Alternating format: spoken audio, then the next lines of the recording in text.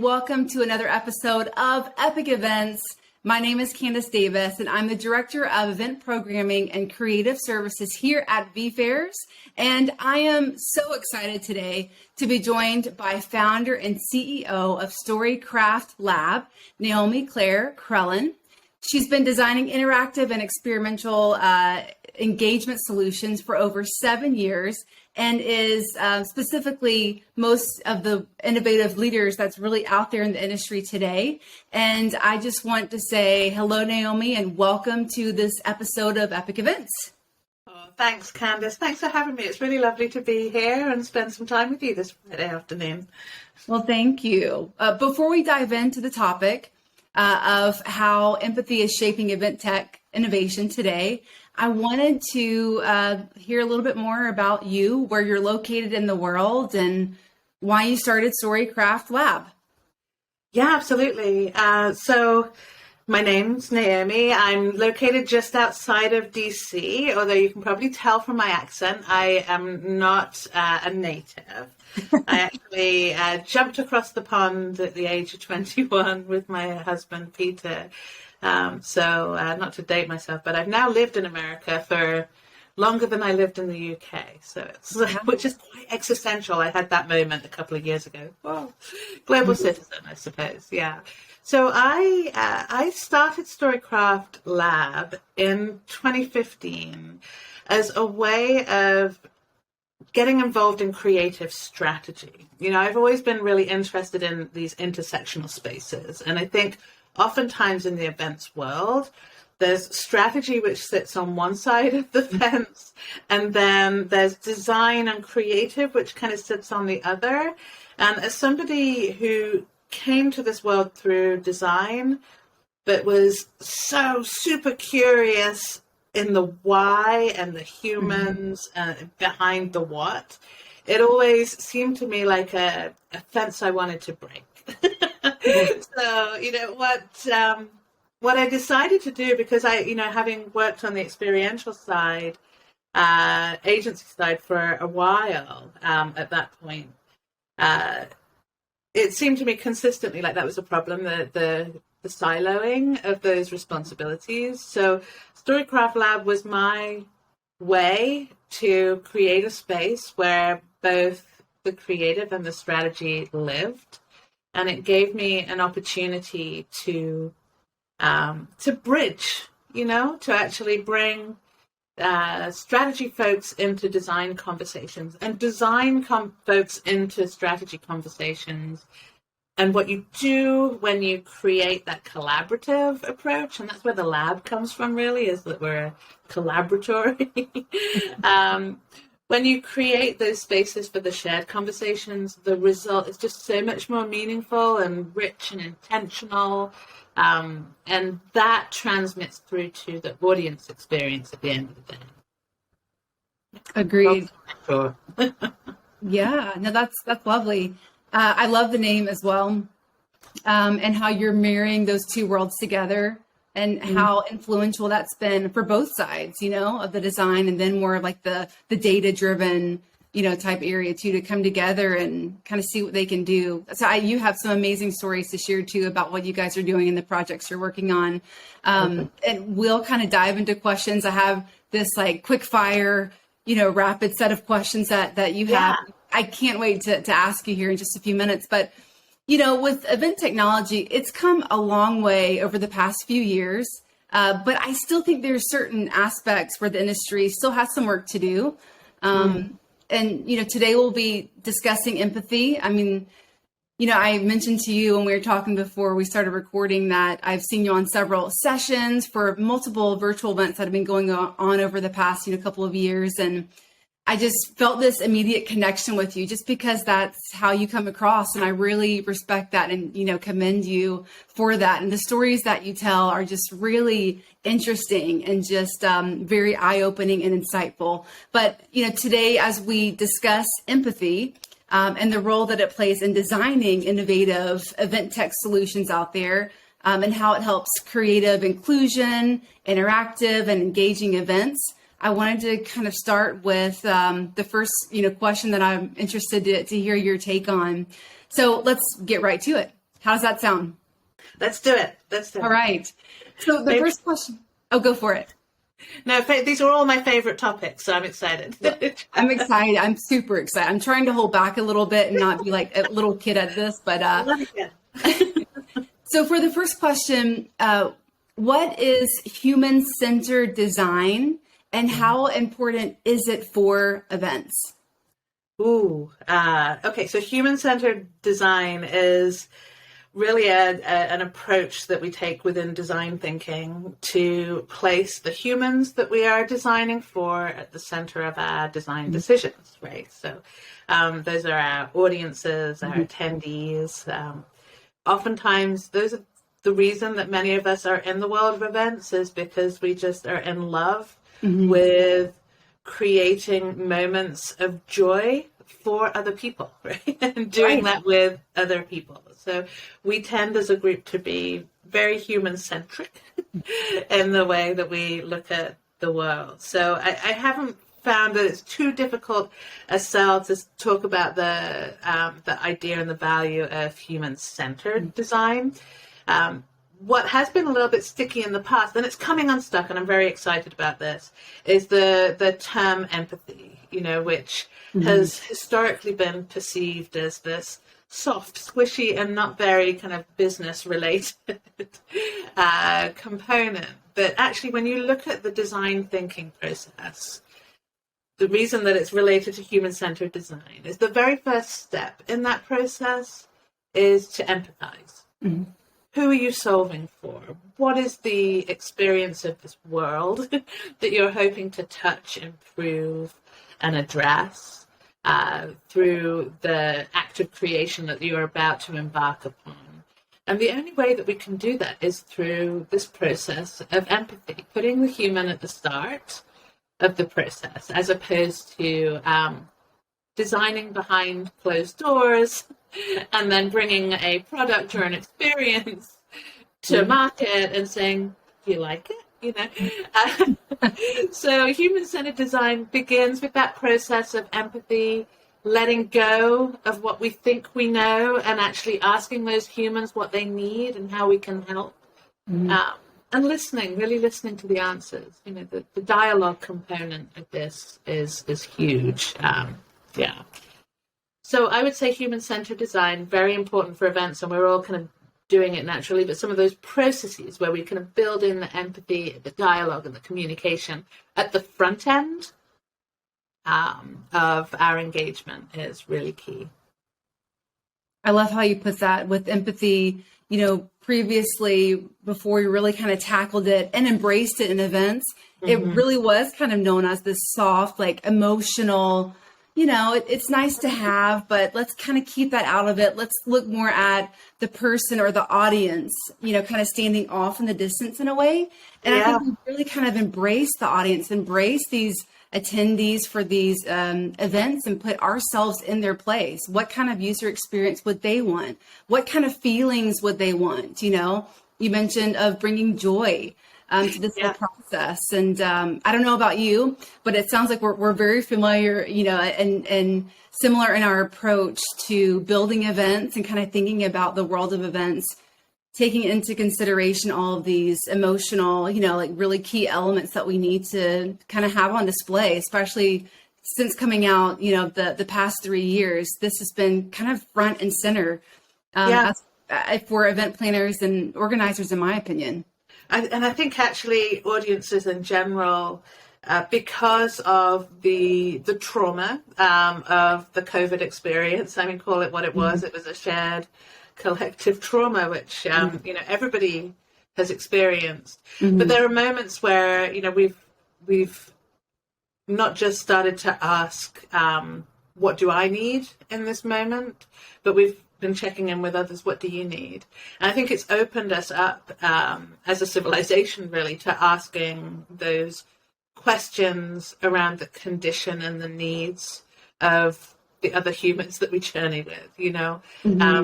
By taking away the access to friends, to colleagues, to humanity because of the pandemic, it's actually made us, I think, all appreciate it more, seek it out, but also seek it out in ways that work for us. You know, I think that there has been that moment. It's given us the space to reflect internally on our needs and desires and just step aside from the race of what has always been, what we've always known, and begin to kind of question in a more meaningful way, what works for me, actually? You know, what do I need to succeed when I turn up at an event or an experience? You know, and we've had the opportunity now to start that dialogue. And I think that is what has shifted the needle on the openness to talking about empathy. And we're even getting to a place now where we can start to think about measurement and the value, right? And the return on empathy. Yeah, very well said. And when we talk about personalization for events, just making them very personal, bringing that approach of, you know, empathy into the first stage of planning and looking at your audience specifically. So what are some ways event organizers and planners out there can start implementing empathy and personalization into their events now? Ooh, I've got so many answers for this one. So I think personalization for me at its core is allowing the attendee agency to make choices about what they need, you know, responding to those questions that I just mentioned. What do I need from this experience? How do I prefer to experience it? What is going to help me leverage the most value for my life, for my context right now? And I think oftentimes we as event planners hear the word personalization and we get worried about controlling outcomes because we've always been conditioned to do that, right? Yeah, true. And I think we then get a little anxious about personalization because how can I possibly create the 1,536,286 different unique pathways and experiences that might mean personalization for our attendees? And I think the answer is you do not need to do that. You know, we don't need to control the specific outcomes, but what we can do is provide these unique moments of choice. There are moments where our kind of journeys and pathways converge and moments in which they diverge, and we become the curators of those moments of choice. And then we put the agency into the hands of our attendees to become the authors of their own experience.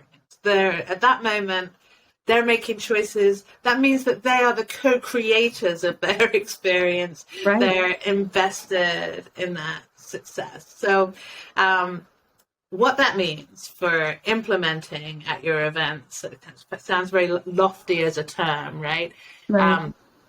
Number one, start with understanding and having some dialogue with your audience around what their preferences and needs are.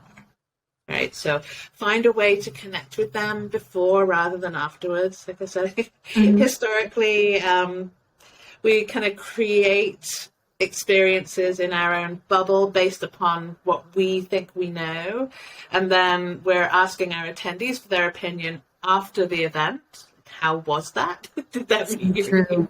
Which just seems really kind of backwards to me. It is. Yeah. So number one, we start by saying, what is it that you need?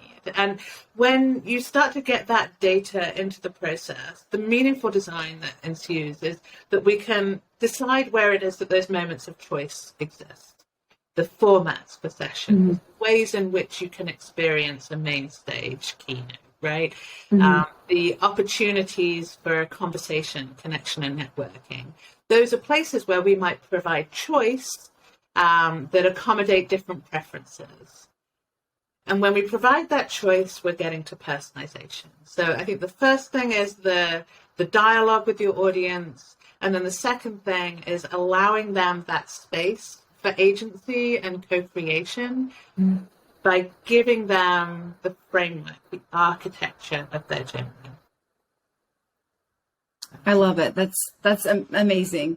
I have so many follow-up questions after that, but I kind of go off the cuff a little bit, so hang tight with me. Yeah. My question would be, just curious of what you would say to this, but when we look at the audience and wanting to know what their needs are, how we can meet their needs with the event that we're planning, how do you take into consideration, let's say, introverts versus extroverts?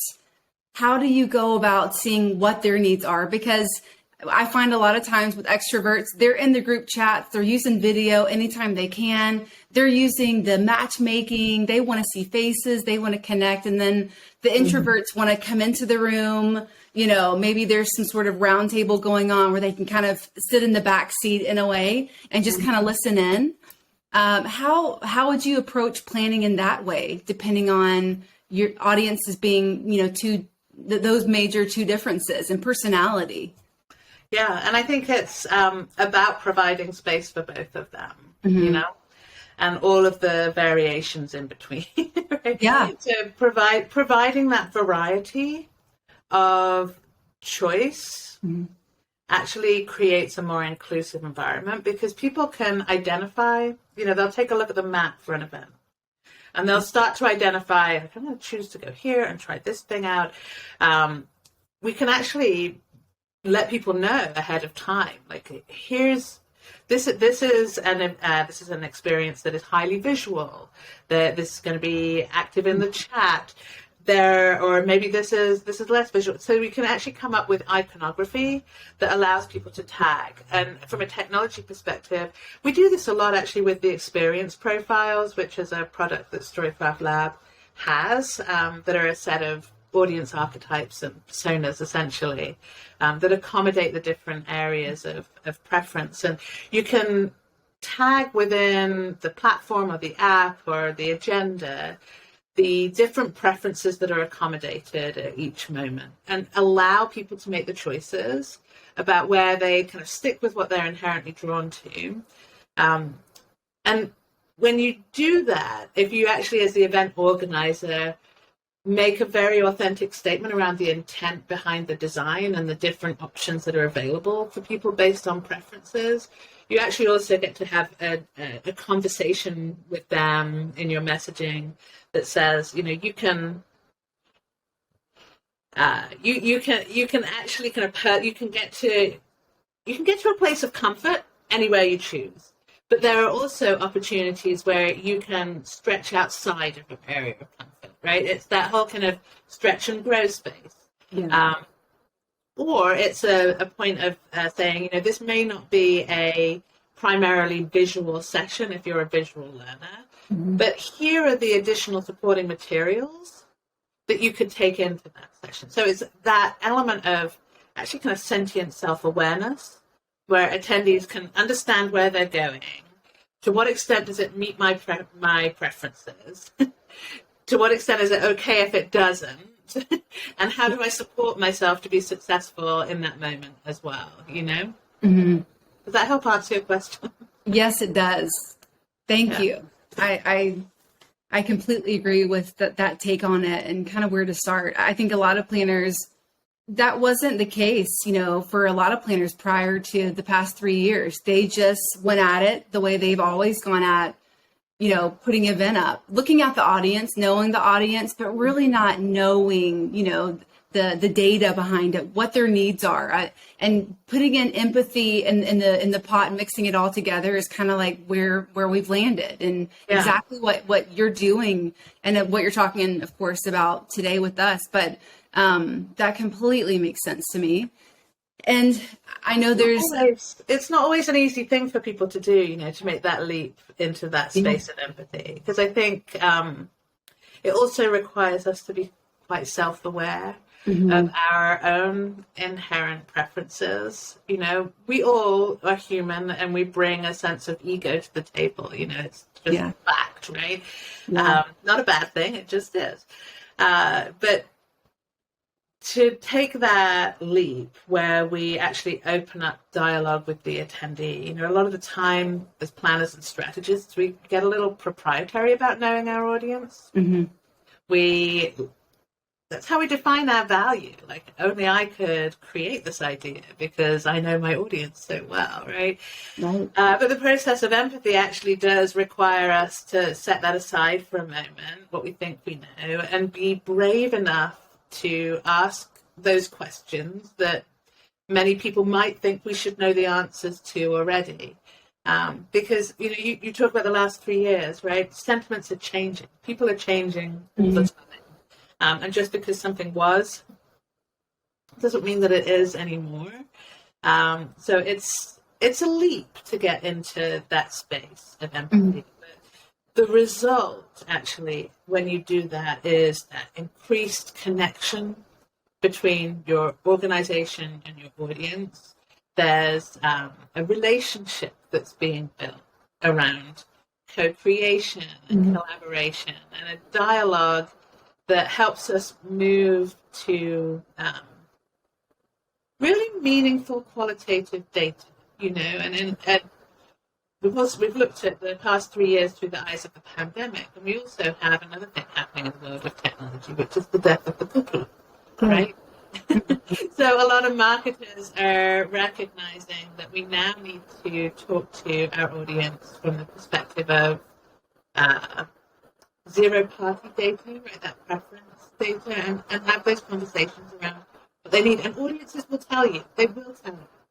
And so it's kind of, when you let go of your need to control the outcomes or control the information and the knowledge about your audience, it's a little bit like an abundance mindset.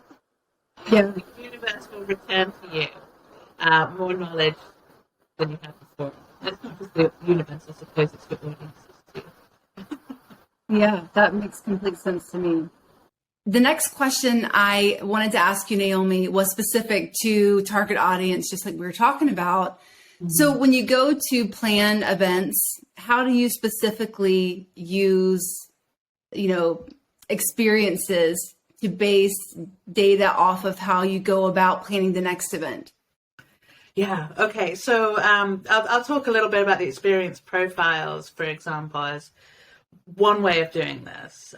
It becomes there's a quiz with the experience profiles that asks people about their preferences, their social preferences, their learning, interpretive, and leadership preferences, all of which can come into play in experiences.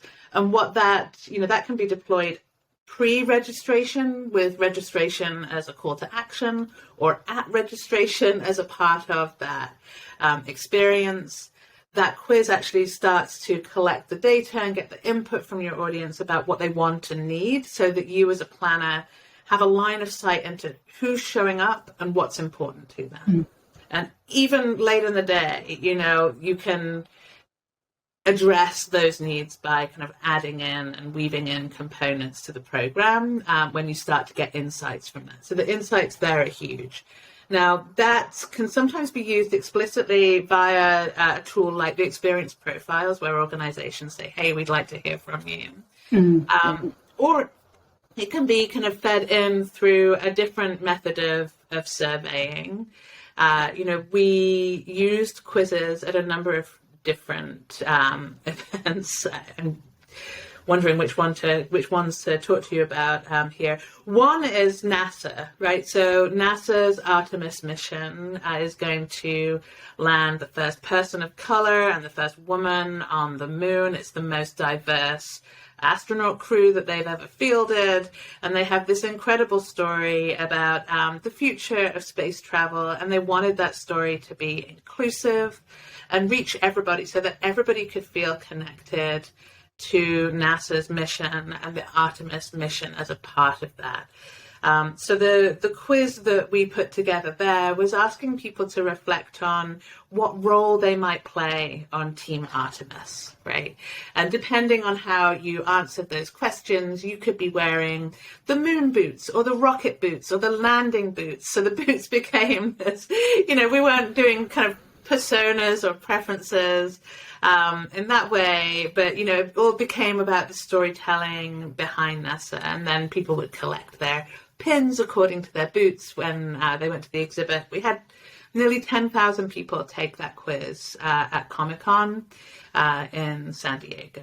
And as the exhibit now is traveling throughout the US, they're able to really kind of get a read for what the content interests are from that audience. And it's helping them to understand, okay, so as we talk to different groups about the work that we're doing with Artemis, where do we focus that content? So that's one way, make it kind of tied to your mission and have people feel included in that process.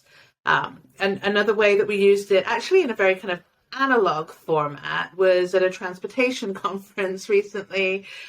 This was a group that wasn't necessarily going to be inclined too much to kind of lean on the technology. So what we had them do was an interactive, one of those string walls, where we asked questions about, how do you react to certain driving scenarios? Because it was all kind of coming under the idea of transportation. And then depending on how they answered the questions, they got a route at the end. So you could be Route 66 or Route 95, and all of these routes had different characters, and depending on your route, you were then given a roadmap for the event that was like a scavenger hunt. So there were unique activities that people could take part in, it became a kind of leap to engagement there.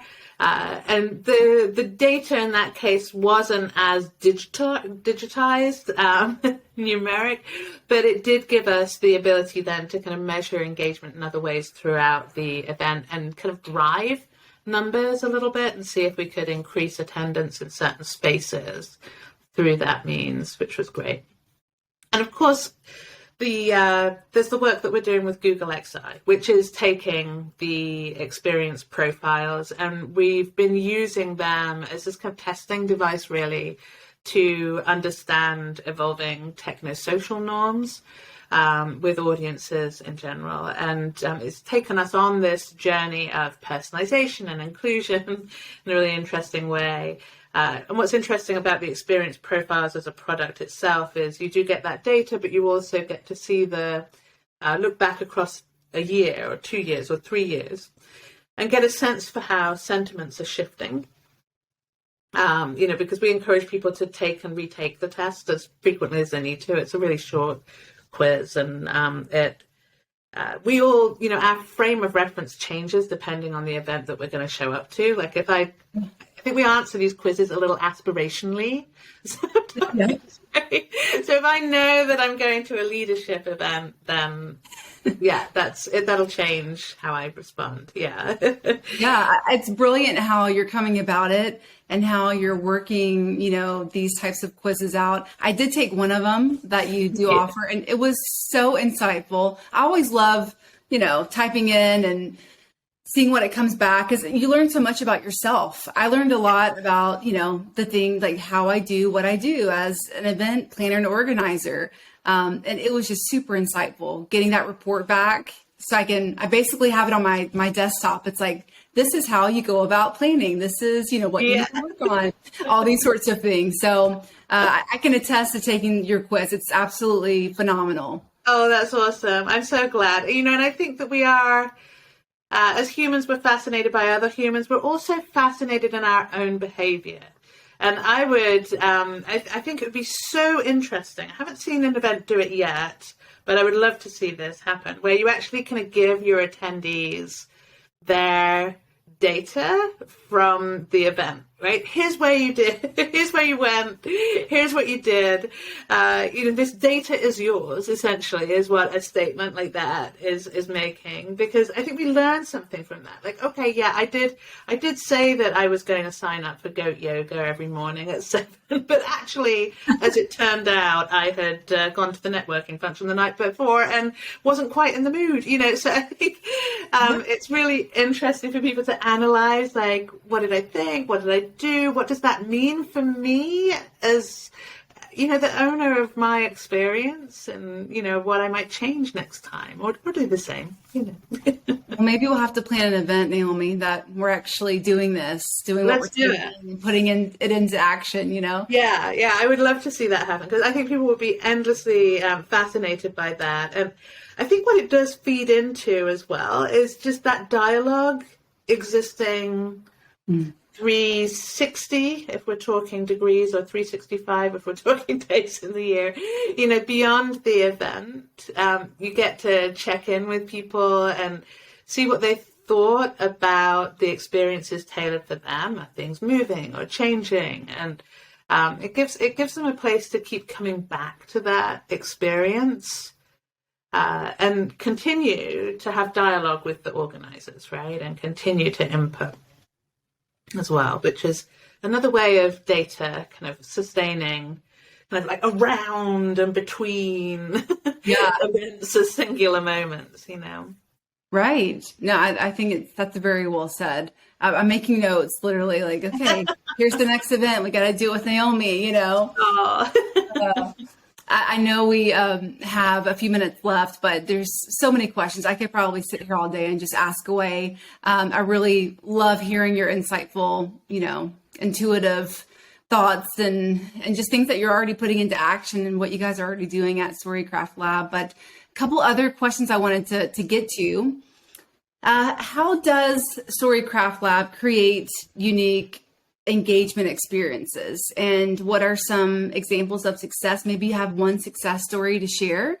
Would love to hear it. Ooh, yeah, I think a lot of it is kind of responding to that audience data. So when we helped PCMA EduCon earlier this year, we'd asked those series of questions up front, and what we were hearing in the results, and this was probably, I would say, like 8 to 12 weeks before the event, so it was close in. We were hearing from folks that they really wanted to learn best, or they felt that the question was, when do you feel most accomplished? And the answers were when we can do scenario exercises, and when we can talk to others about what we've just learned. So we were really kind of wanting to understand kind of how would they leave this educational event feeling that they had in fact been educated and feeling good about the value of their time investment. So what we were able to do at that point, because we were quite close into the event, was look at ways in which we could introduce moments to meet that need. And what that manifested as was a series of sprint sessions where we tried a lot of different formats for the sprint sessions. But each day people could come to the sprint sessions, they could use them as ways to kind of synthesize and concretize the information that they had taken in that day, and then start to think about how to apply what they had learned to their own jobs, needs, lives, post-event. So that was great. And I actually had heard from one of the attendees that it was those sprint sessions that helped them really understand the value of all of the content through the event, because it made it relevant to them, in that moment. Are you seeing a lot of these types of sessions kind of come to fruition? And I've heard of the term, but I haven't really seen it in action. Yeah, and I think muscle memory is really strong as an event creators. The breakout format traditionally is, a windowless room with somebody in a presentation screen. And there is ease in translating that over to the virtual world as well. to have that kind of canned information. And some folks do learn well with that model. However, there are a great number that don't find that to be like the most fulfilling experience. So what we are, and we do a lot of facilitation of workshops and roundtables and kind of like crowdsourced conversations, where you actually, again, it's kind of letting go of some of the control, providing a framework, and then letting other folks take over and bring that value. And I think that when we can do that, it becomes much more easy to integrate into all of our events. So yeah, the sprint sessions, we're seeing a lot of interest in that. We see a lot of interest in workshops. But most of all, it's in these kind of smaller group interactions where conversation can occur, right? Because conversation is a huge tool for reflection, for synthesis, for processing. It also allows people to feel fully present and not just like they're the receivers of the event, but they're also the contributors to the event and the humans that make up that event, right? Right. I've often said that like networking to me doesn't happen at a dedicated space and time. Like if somebody tells me, even as an ambivert, to go to a networking session at 6 p.m. at this particular location, it kind of gives me the heebie-jeebies. I'm like, okay, it's been a long day. I'm not sure I'm ready for this. But if I can sit in a content session and I can talk with you, Candice, about like, what are the challenges I'm facing? What ideas do we have collectively that might meet those? Maybe you have a situation that you're considering and I can share some advice. In that moment, in that content-based session, I will have had a more meaningful connection with you than I would argue many people have at the traditional networking events. So there's the workshopping format, but what we've also been finding kind of around that workshop event, so that experience in that moment, is providing the opportunity for spillover, for people to keep on talking if they've really made that connection, for people to kind of add their notes to a shared canvas, allowing that content moment to expand as needed, and then facilitate the connection with other humans around the connection to content. Right. And I think the connection is so organic when it's really supposed to happen that way. It really is unique to that kind of case too, where you bring empathy into it. You bring, well, I may not be comfortable in a breakout session or this specific networking hour that you're talking about. But if you get me a group around people that I trust, I think trust is a big part of it as well. I'll open up and share more ideas, maybe things that I'm trying to find solutions on, and we can collaborate. So it's without even knowing that you're networking or connecting with people, you're collaborating, but you're also doing all of those things. Yeah, and I think we try to give things names, don't we? We do.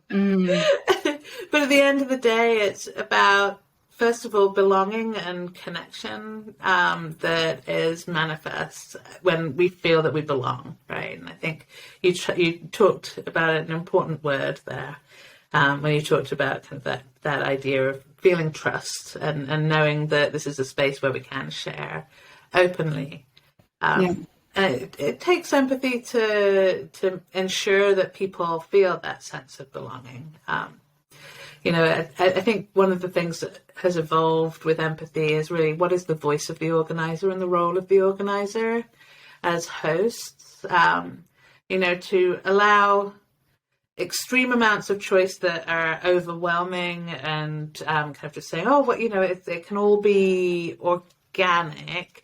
That can actually be pretty stressful for attendees. But if we're curated and really intentional around how and why we're wanting to achieve that end result, that then as organizers allows us to express with authenticity here's what we really want to have happen. You are a vital part of making that happen. We see you. Your presence is valuable to us. We want this time to be valuable to you. Talk to us about what you need. Bring your whole self here. And this is a safe space where we can all do that together. When you open with that authenticity of intent, people give a lot of grace, for trying new things. They'll say, yeah, okay, I'll go on this journey with you. This is not normal, but okay, we'll do it together. And then they become co-creators there. They have that sense of ownership. What you're doing is you're building an ally and an advocate within the event that you're creating. Very well said. I have one more question for you that I always love asking this at the end. Get ready, brace yourself. No, it's you'll have the answer right away. Trust me, Naomi. In your opinion, just what you're seeing, what do you think the future of event technology will look like? Okay. I believe that event technology will do very well to introduce more empathy into the platforms and also the mechanisms for data. AI can do wonderful things. Humans can do even better. So finding a way to humanize technology and so that the humans behind the platforms leverage the capabilities of the technology to introduce more empathetic and human-centered practices will be huge. The ability to ask people about preferences, to actually kind of open up, as we talked about earlier, open up that data that is collected through event technology that's so valuable, and actually allowing people to see and understand it and understand themselves better as a result of it will be really, really valuable. I think, yeah. Okay, good answer. I mean, there you have it. You said humans are smarter than AI, so I'm going to take that, writing that down. Can be some humans, I think. Maybe not all, just some. Okay.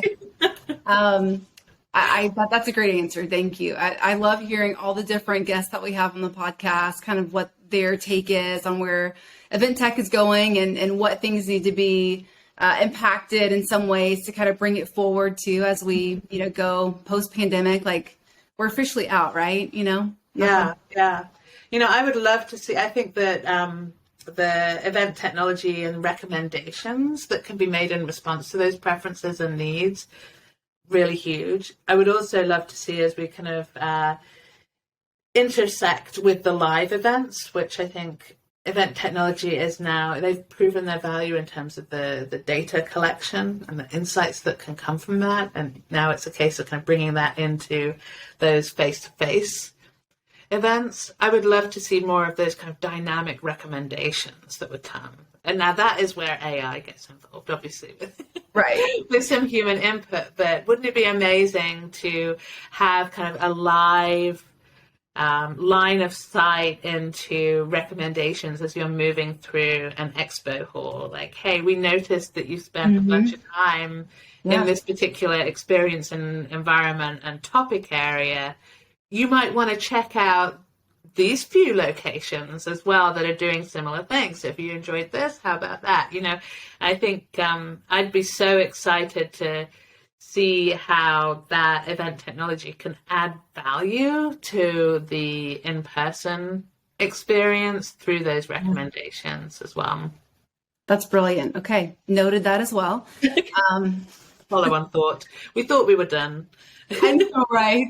No, that really was my last question. Well, I have a question not really related to specifically what we're talking about here, but before we end the episode, this has been so much fun. I'm telling you, I could have done, asked you 20 more questions, but for the listeners out there, where can they find you? LinkedIn or email or what's best? Yep, LinkedIn for sure. And then if you get lost on LinkedIn, you can find me via storycraftlab.com. Yeah. Great. Always there. Yes. And I found you on LinkedIn quite a while ago. So thank you for accepting my connection. Oh, you're welcome. Yeah, thank you for this time today, Candace. It's been lovely chatting. Yes, you too. Thank you so much, Naomi. I know the listeners out there have probably taken as many notes as I kind of have, like, sitting watching you, but also kind of like, taking notes down here. But thank you so much for letting me pick your brain on just empathy and how to really drive, empathy and trust, like we talked about too, into events going forward, and how we go about planning based on personalities that we talk to and personalization. So thank you so much again. Oh, you're welcome. Thank you, Candace. And many thanks to everyone tuning in. If you're interested in chatting with us here at vFairs, please shoot us over an email at sales@vfairs.com. Thank you again for listening. And until next time, peace, love, virtual events. Bye, everyone.